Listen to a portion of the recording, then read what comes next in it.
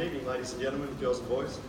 The memorial's last post ceremony will begin in a few moments.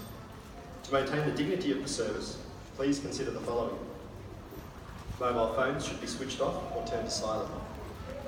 Please be respectful and quiet throughout the ceremony and remove hats for the national anthem, the reading of the ode and the sounding of the last post. Also, please refrain from clapping. We ask that visitors in the cloisters area do not hang their arms over the stone ledges and that parents closely supervise small children. This is a standing ceremony. However, we encourage anyone that is feeling faint to sit down at any time during the service. For your safety and that of others, do not sit on the garden edges or stonework and remove any items placed on the ledges.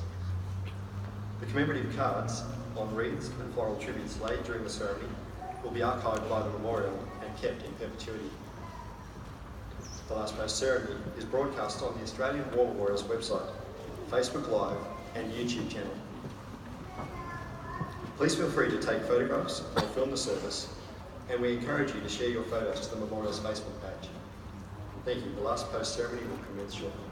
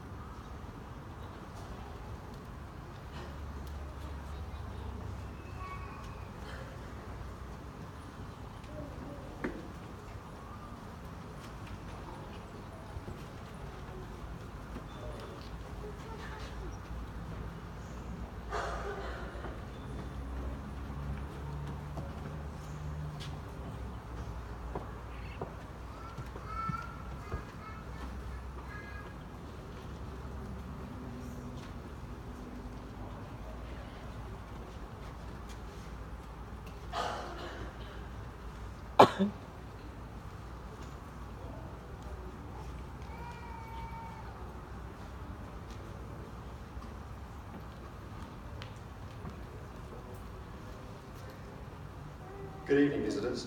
Welcome to the Australian War Memorial's last post ceremony. My name is Michael Kelly, and joining us this evening from the Australian Army is Sergeant Jason Lowe. We warmly welcome the family of Private William Ernest Garvey, whose story will be told shortly. We welcome the veterans who have served, those that are still serving, and the families that support them. We acknowledge the members of RSL and Services Clubs Association, RSL Victoria and RSL Queensland, who are watching the broadcast of this ceremony across Australia. During the ceremony, wreaths will be laid at the base of the pool of reflection by family and visitors. Please stand and join in singing the national anthem.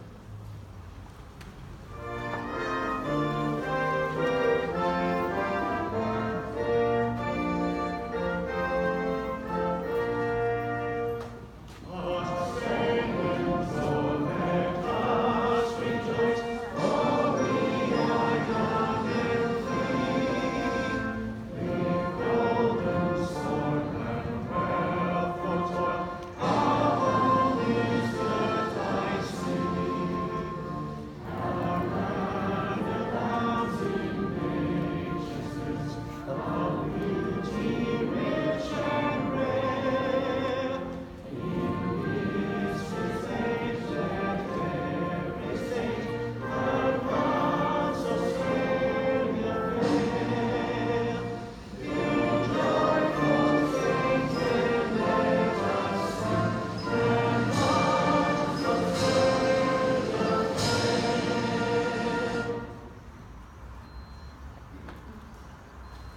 The Australian War Memorial was the vision of Charles Bean, Australia's First World War official historian. Bean landed with the Australian troops on Gallipoli and stayed with them at the front through to the end of the war. The idea of this national memorial and museum came to him at Pozieres, France, in the depths of the bloody fighting of 1916. Bean's idea was that this would be a place where families and friends could mourn loved ones buried in faraway places. It would also be a place that could help all Australians understand what these men and women had endured and what they had done for us. Bean's vision, to which we remain true, is best as expressed as inscribed on the entrance to the memorial's galleries.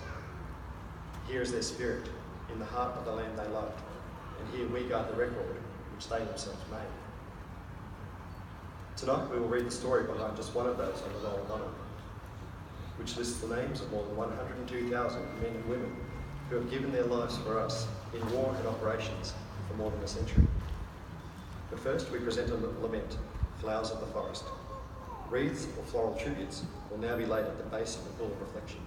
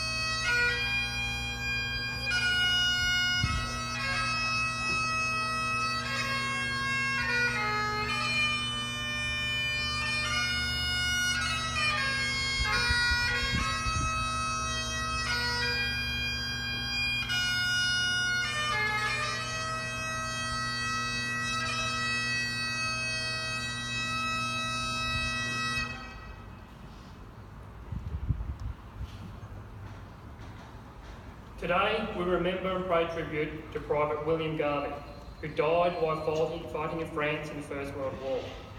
William Ernest Garvey was born in 1882, one of 10 children of George and Jane Garvey of Miners' Rest near Ballarat in Victoria.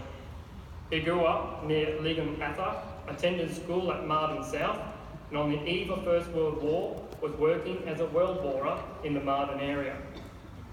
Garvey enlisted in the Australian Imperial Force in Melbourne on the 8th of November 1915. After a period of training at Royal Park and Broadmeadows military camp, he left Australia in March 1916 with a reinforcement group for the 24th Battalion, bound for the training camps in England.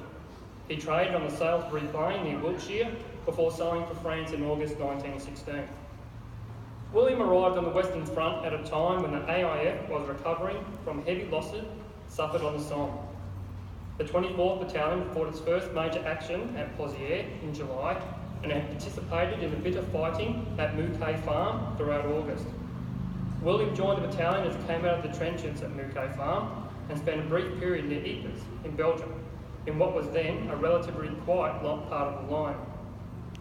The 24th Battalion returned to the Somme in November 1916 and filed into the line in the area between the villages of Fleur and Gerdecourt.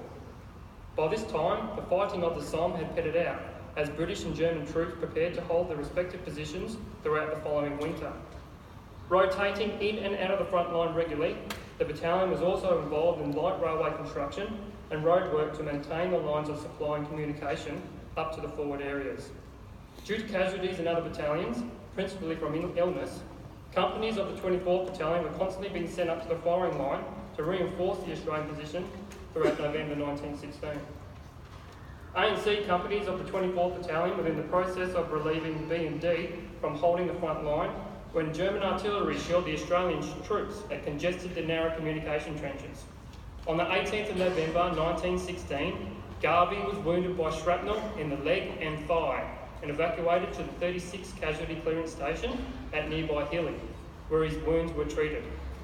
He became dangerously ill, most probably from blood poisoning, as his wounds became infected and was transported by hospital train to the No. 9 General Hospital at Rouen for evacuation to England, but died of his wounds the following day. Aged 34 at the time of his death, Garvey was buried at the St. Severe Cemetery Extension at Rouen, where he rests today.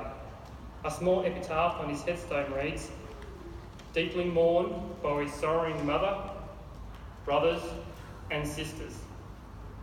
William Garvey's name is listed on the Roll of Honour on my right, among more than 60,000 Australians who died while serving in the First World War.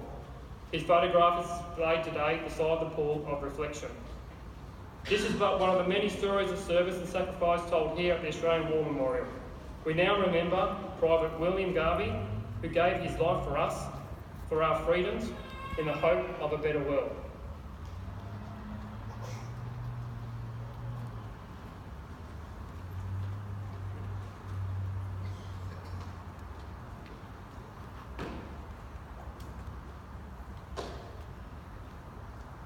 They shall grow not old, as we that are left grow old. Age shall not weary them, nor the years condemn.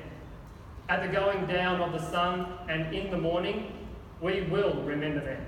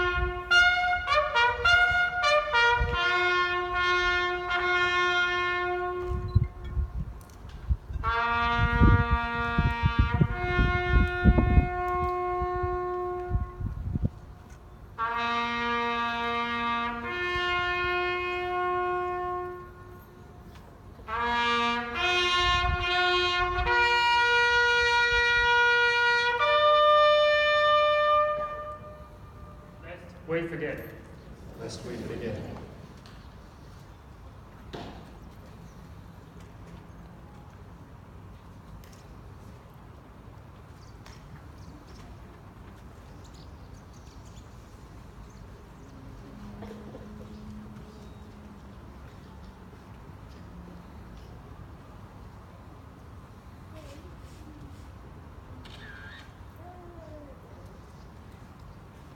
We leave you this evening with the words of the memorial's founder, Charles Bean.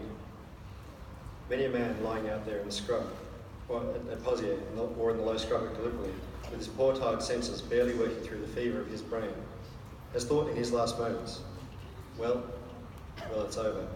But in Australia, they'll be proud of this. Ladies and gentlemen, that concludes the last post ceremony. Thank you very much for visiting the Australian War Memorial. Good evening.